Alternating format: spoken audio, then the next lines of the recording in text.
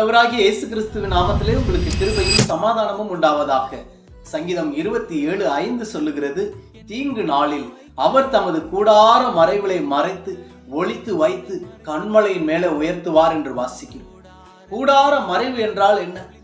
ஆசாரிப்பு கூடாரத்தை பொறுத்த மட்டிலே வெளிப்பிரகாரம் பரிசுத்த ஸ்தலம், மகா பரிசுத்த ஸ்தலம் இருக்கிறது.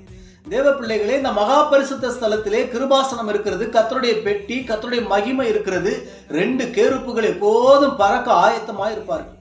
இந்த கேருப்புகளுக்கு அதையும் தாண்டி பார்த்தோமே ஆனால் மெர்சி ஷீட் இருக்கும். அதுதான் இரக்கத்தின் இருக்கை, கிருபை.